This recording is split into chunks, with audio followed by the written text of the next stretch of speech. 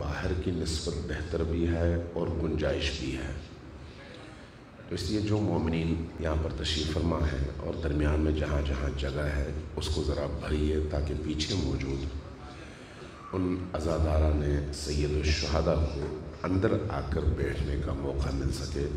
تھوڑا تھوڑا آگے سر کر آئیے اور صلوات بھیجتے ہوئے آگے آئیے.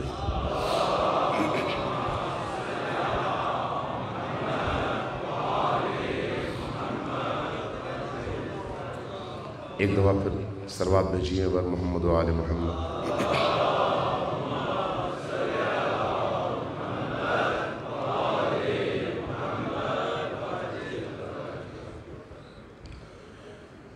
ابھی بھی گنجائش موجود ہے آج کی اس رات میں. اگر ہم عزاداران سید الشہداء کو جگہ نہ دے سکیں تو پھر ہم امام حسین کو بھی اپنی جان نہیں دے سکتے. اس لیے تھوڑا سا آگے آئیے اور عزاداران سید الشہداء کو بیٹھنے کی جگہ فراہم کیجیے. ایک دفعہ پھر صلوات بھیجیے بر محمد و آل محمد.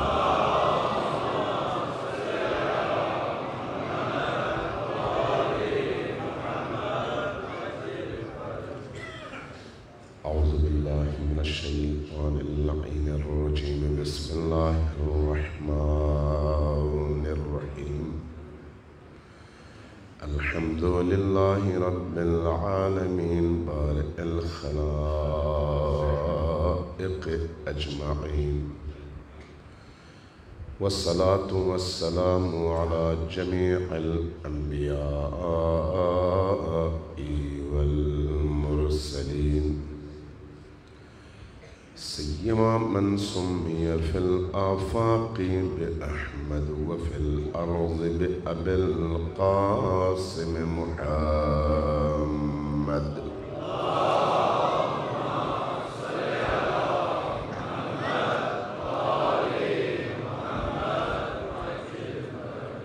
ایک دفعہ پھر صلوات بھیجیے بر محمد و آل محمد.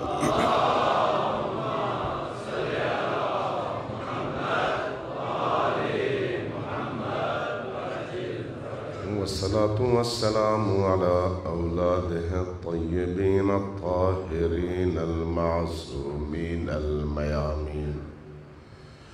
واللعنة الدائمة على أعدائهم أجمعين من يوم عذابتهم إلى قيام يوم الدين.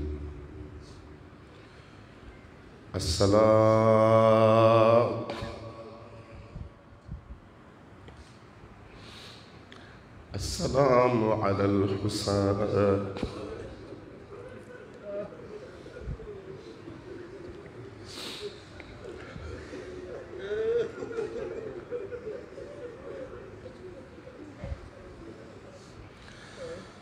السلام على الحسين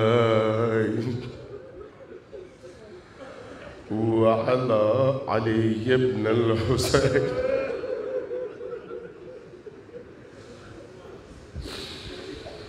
وعلى أولاد الحسين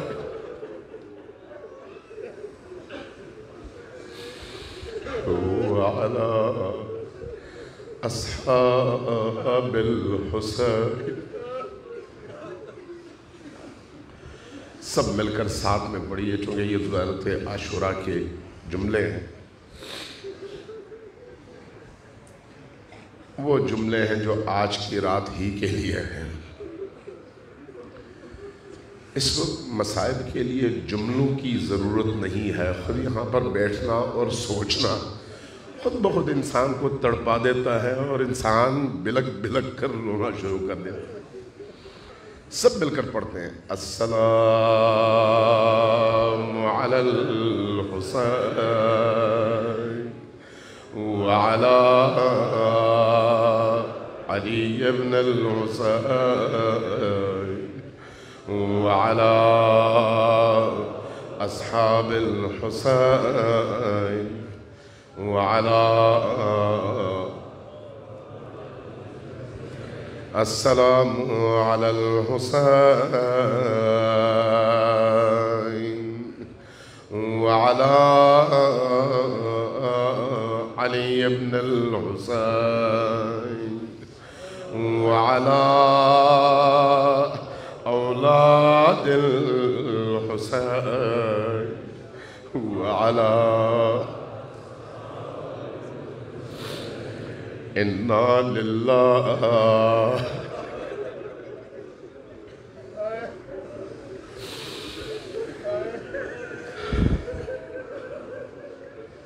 إنا لله وإنا إليه راجعون۔ حسین کا گلشن لٹ چکا ہے۔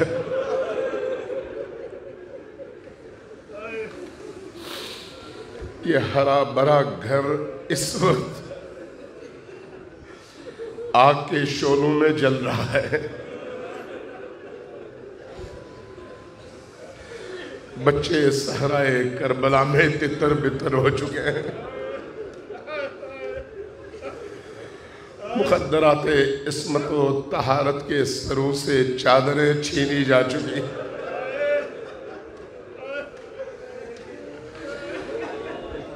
اسی لیے یہ غریبوں کی شام ہے، یہ لٹے پٹے نبی زادیوں کی شام۔ اس اجڑے ہوئے گلستان کا منظر ہی بڑا عجیب ہے۔ صبح یہ گھرانہ ہرا بھرا تھا، سب موجود، اور اس وقت چاروں طرف لاشیں ہی لاشیں بکھری ہوئی ہیں۔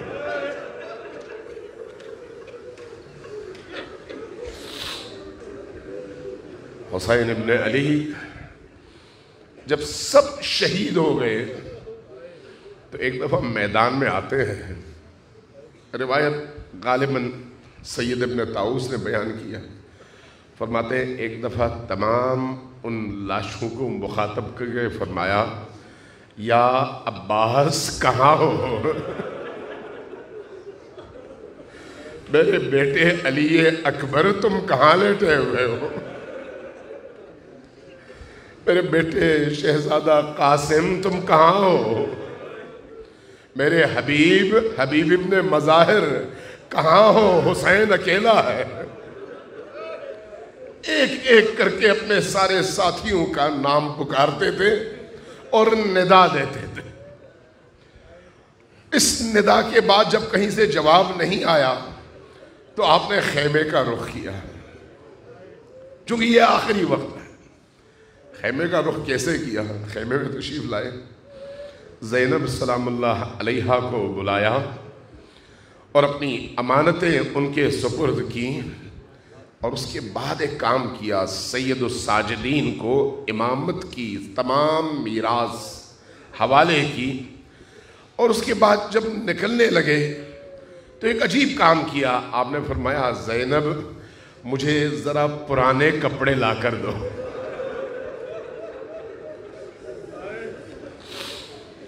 کیوں پرانے کپڑے؟ اس لیے کہ یہ دشمن اتنے پست ہیں، اتنے حقیر ہیں کہ مجھے شہادت کے بعد میرے کپڑے تن سے اتار لیں گے، اس لیے ایسے کپڑے پہنوں جن پر ان کی نگاہ پڑے تو ان کے اندر لالچ پیدا نہ ہو اور مجھے برہنہ میدان کربلا میں نہ چھوڑے۔ پرانا کپڑا۔ یہاں پر ایک عجیب سبق بھی ہے کہ زینب سلام اللہ علیہا ایک شلوار لے کر آئیں جو ذرا مختصر تھی، گھٹنے سے نیچے وہ شلوار پوری نہیں تھی۔ حسین ابن علی نے فرمایا، اس طرح کا لباس پست لوگوں کا لباس ہے، حسین عظیم ہے، حسین کو پورا لباس چاہیے۔ لہذا لباس منگوایا، اندر پہنا، اور پہننے کے بعد اوپر اپنا لباس پہن لیا۔ پہننے کے بعد رخصتی سے پہلے یہ جو آخری منظر ہے نا، یہ بڑا عجیب ہے، بڑا عجیب ہے۔ اتنی رخصتیں تاریخ نے لکھی ہیں کہ حسین ابن علی نے کس کس سے رخصت مانگی۔ کبھی زینب سے رخصت لے رہی ہیں، کبھی اُمّ کلثوم سے رخصت لے رہے ہیں، کبھی سکینہ سے رخصت لے رہے ہیں، کبھی رباب سے رخصت لے رہے ہیں، کبھی کنیزوں سے رخصت لے رہے ہیں، اور ایک رخصت حتیٰ ذوالجناح کے حوالے سے ہے کہ آخری وقت میں ذوالجناح سے بھی رخصت لیتے ہیں۔ جب زینب سے رخصت لینے کی باری آئی تو زینب کے قریب آ کر کہا کہ میری بہن زینب، میرے بعد ایسے گریہ نہ کرنا جس سے ناشکری ظاہر ہو، ایسا عالم نہ ہو کہ آپ اپنے چہرے پر خراشیں لے کر آئیں۔ اور اس کے بعد ایک عجیب کام کیا۔ وہ کام کیا کیا؟ کہا کہ میں رخصت تو ہو رہا ہوں لیکن مجھے پتا ہے کہ میرے بعد آپ کے ساتھ کیا ہونا ہے، لہٰذا ذرا قریب آئیے۔ قریب بلایا۔ بعض لوگوں نے لکھا ہے کہ آپ کے بازو سے کپڑا اوپر سرکایا اور اس کے بعد بازوان زینب کے بوسے لینے لگے۔ جب یہ بوسے لے رہے تھے زینب پوچھتی تھی بھیا ان بوسوں کی وجہ کیا ہے؟ فرماتے تھے کہ یہ وہی جگہ ہے جہاں پر رسیاں باندھی جائیں۔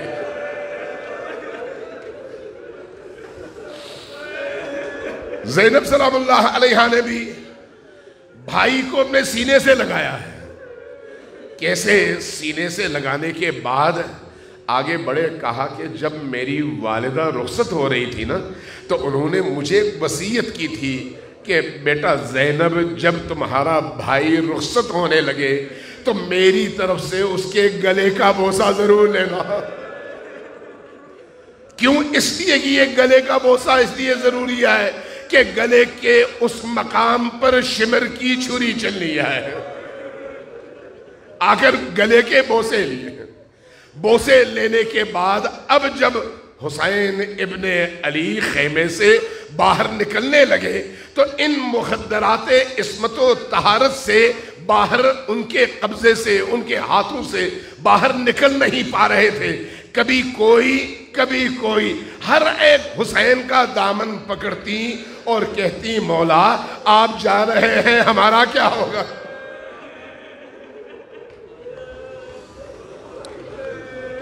بڑی مشکل ہوئی ہے، بڑی مشکل ہوئی ہے۔ ان مخدرات عصمت و طہارت کے نرغے سے باہر نکلنا بہت بڑا معرکہ تھا، بہت بڑا معرکہ تھا۔ باہر آئے ہیں۔ باہر آنے کے بعد جب گھوڑے پر تشریف فرما ہوئے اور گھوڑے کو میدان کی طرف حرکت دی تو گھوڑا 2-4 قدم تو چلا ہے لیکن اس کے بعد ذوالجناح رک گیا ہے۔ یہ جو ذوالجناح کا رکنا ہے، حسین ابن علی سوچنے لگے ذوالجناح کیوں رکا ہے؟ ذوالجناح کیا تم نے بھی میرا ساتھ چھوڑ دیا ہے؟ تم بھی اب آگے نہیں بڑھ رہے؟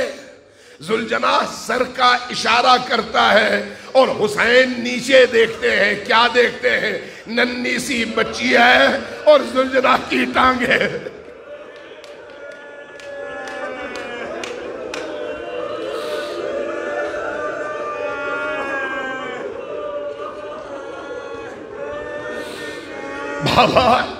بابا ہمیں کس کے سہارے چھوڑ کر جا رہے ہیں؟ ذوالجناح سے اترتے ہیں، بچی کو سینے سے لگاتے ہیں، واپس خیمے میں چھوڑ آتے ہیں۔ اس کے بعد دوبارہ ذوالجناح پر چڑھتے ہیں۔ اب رخ کرتے ہیں میدان کربلا کا۔ لیکن جب میدان کربلا میں پہنچتے ہیں نا تو تاریخ نے لکھا ہے کہ جہاں یہ شیر علی قدم رکھتا وہاں پر لشکر کی لاشیں گرنی شروع ہو جاتی ہیں۔ جہاں جاتے لشکر 2 حصوں میں تقسیم ہو جاتا اور لاشیں زمین پر گرنے لگتی۔ لیکن حسین ابن علی کی حکمت بڑی عجیب تھی۔ جہاں جہاں جاتے خیمے سے ذرا دور ہو جاتے تو اونچی آواز سے پکارتے لا حول ولا قوت الا باللہ العلی العظیم۔ کیوں پکارتے؟ خیمے والوں کو پتا چلے کہ ابھی حسین زندہ ہے، ابھی حسین زندہ ہے۔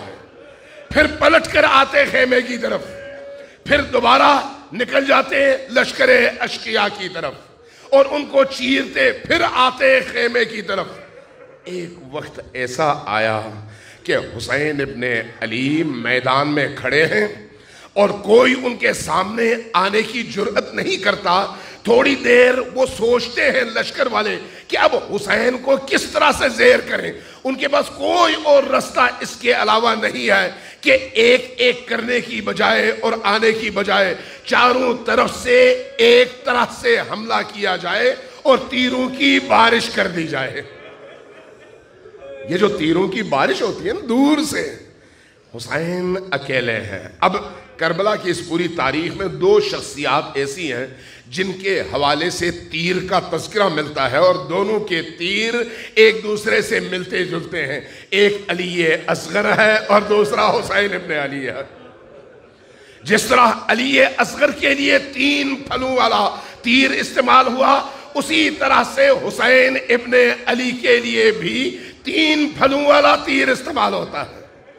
یہ تیر جب حسین کے سینے سے لگتا ہے اور اس کے بعد حسین زمین پر گرنے لگتے ہیں تو مورخین کہتے ہیں کہ حسین کے جسم کے سامنے کے حصے میں 360 زخم لگ چکے تھے.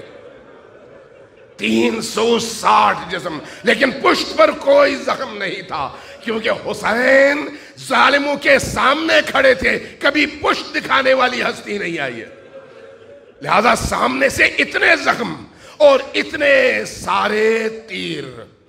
ایک دفعہ جب زمین پر تشریف لائے تو آپ کے جسم کا اور آپ کے سر کا خون آپ کی آنکھوں پر آیا ہے اور آنکھیں بند ہو رہی ہیں، لیکن پکار رہے ہیں اور خیمے والوں کو بتا رہے ہیں کہ خیمے والوں ابھی حسین زندہ ہے. جب حسین زمین پر گرتے ہیں لشکر والے قریب آتے ہیں لیکن کسی کو قریب آنے کی جرأت نہیں ہے. ایک دفعہ آواز اٹھتی ہے کہ حسین کو دیکھو، حسین زندہ ہے یا نہیں ہے. تو کیا کریں؟ ذرا آواز دو اور کہو کہ اے حسین آپ لیٹے ہوئے ہیں اور آپ کے خیمے کا رخ اشقیاء کے لشکر نے کر دیا ہے. جیسے یہ آواز حسین کے کانوں تک پہنچتی ہے، میدان کربلا میں ایک آواز گونجتی ہے، یا شیعۃ آل ابی سفیان، اے ابو سفیان کے پیروکارو، اگر تم میں مردانگی، اگر تم میں اسلام نہیں ہے تو کم از کم عرب حمیت اور مردانگی کا مظاہرہ تو کرو. میں تمہارا دشمن ہوں، میں موجود ہوں، ابھی میرے خیمے کا رخ نہ کرو، خیمے میں میری ناموس ہے، ناموس حسین کا رخ نہ کرو. دیکھا حسین زندہ ہے. پھر دوبارہ کسی نے پتھر مارا، کسی نے تلوار ماری، کسی نے نیزہ مارا، کسی نے تیر مارا. ایک وقت ایسا آیا کہ حسین میدان کربلا میں زمین بوس ہو چکے ہیں، زمین پر لیٹے ہوئے ہیں اور حرکت کرنے کی سکت باقی نہیں رہی. جب وہ منظر آیا نا تو ایک دفعہ حسین ابن علی نے محسوس کیا کہ آپ کی گردن پر کوئی چڑھا ہوا ہے. چونکہ آنکھیں بند ہیں، آنکھوں میں خون ہے، ہاتھ پاؤں زخمی ہے، خون صاف نہیں کر پاتے. اس لیے جب اپنے آپ پر بوجھ محسوس کیا اور دیکھا کہ سینے پر بوجھ ہے تو اس وقت آپ نے اپنی آواز بلند کی، اے شخص جو میرے سینے پر چڑھا ہے، دیکھ کتنے عظیم مقام پر چڑھا ہے. یہ وہ سینہ ہے جس کا بوسہ نبی لیا کرتے تھے. اس مقام پر تم نے قدم رکھے ہیں جس مقام کے بوسے لیتے لیتے نبی تھکتے نہیں تھے. تو اس مقام پر چڑھ گیا ہے. جیسے یہ آواز سنی ان پر کوئی اثر نہیں ہوا. ایک وقت ایسا آیا کہ زمین سے ایک آواز بلند ہوئی، قد قتل الحسین، حسین قتل ہو گئے. لیکن کس طرح؟ مورخ کہتے ہیں کہ 12 وار ہوئے قتل حسین کے لیے حسین کی گردن پر، اور 12 چھریوں کے وار سے اس سر اقدس کو جدا کیا.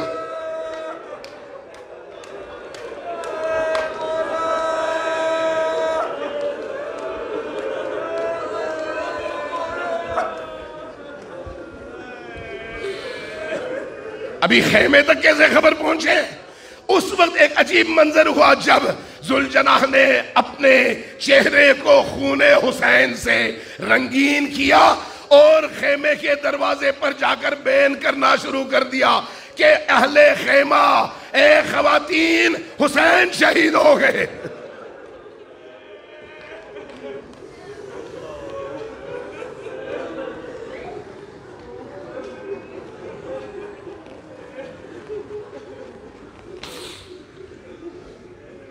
आज रात गिरिए की रात है, गिरिए की रात है।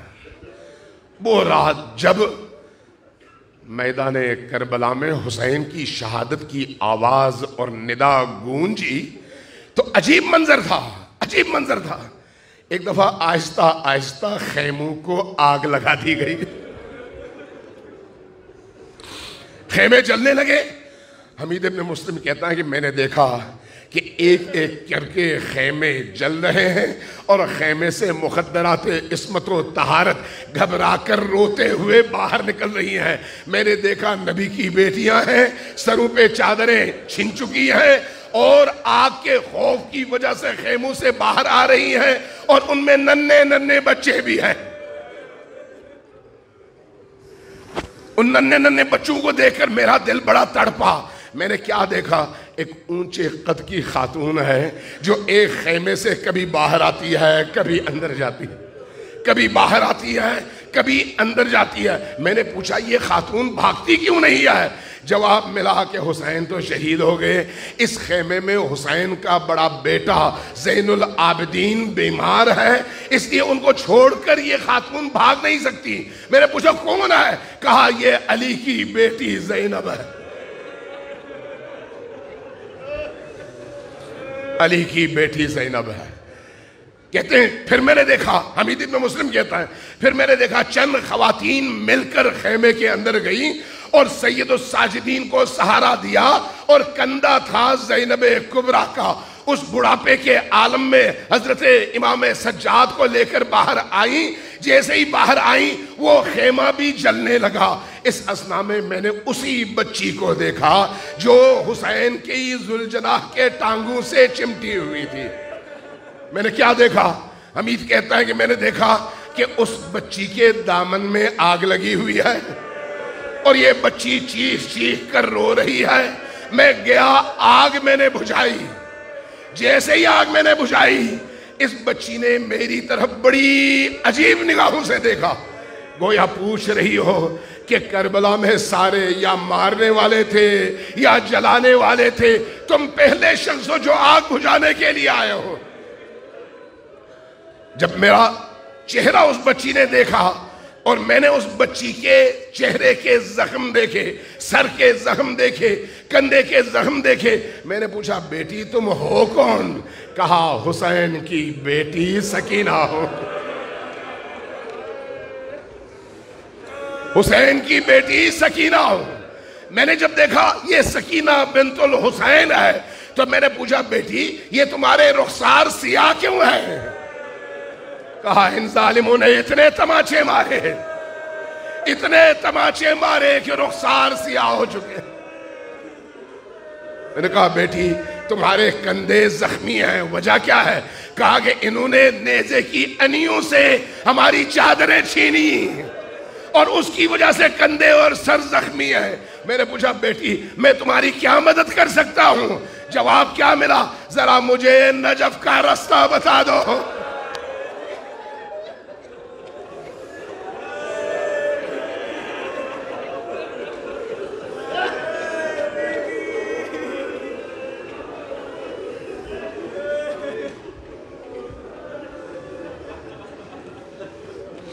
सलाम सलाम कीजिए।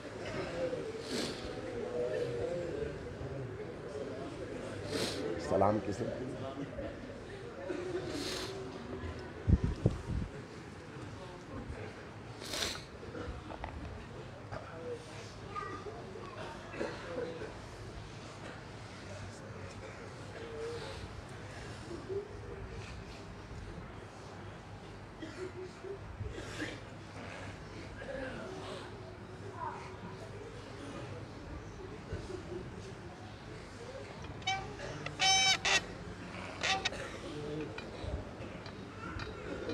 سلام خاک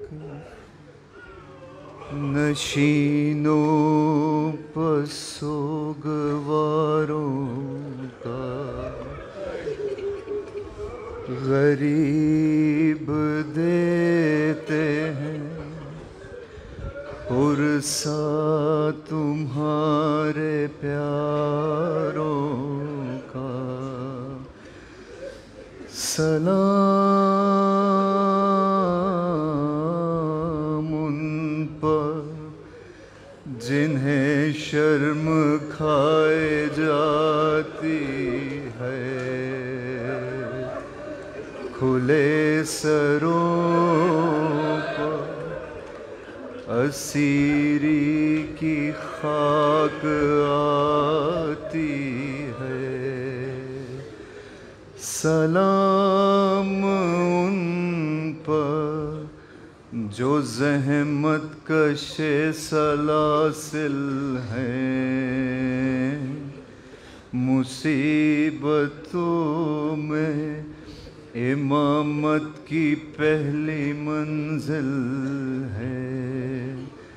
سلام بھیجتے ہیں اپنی شاہزادی پر کہ جس کو سونپ گئے مرتے وقت گھر سربر۔ مسافرت نے جسے بے بسی دکھلائی، نثار کر دیے بچے نہ بچ سکا بھائی۔ اسیر ہو کے جسے شامیوں کے نرغے میں حسینیت ہے سکھانا علی کے لہجے میں۔ سکینہ بی بی تمہارے غلام حاضر ہے، بجھے جو پیاس تو اشکوں کے جام حاضر ہے۔ یہ سن یہ حشر یہ صدمے نئے نئے بی بی، کہاں پہ بیٹھی ہو خیمے تو جل چکے بی بی۔ پہاڑ رات بڑی دیر ہے سویرے میں، کہاں ہو شام میں غریبا کے گھپ اندھیرے میں۔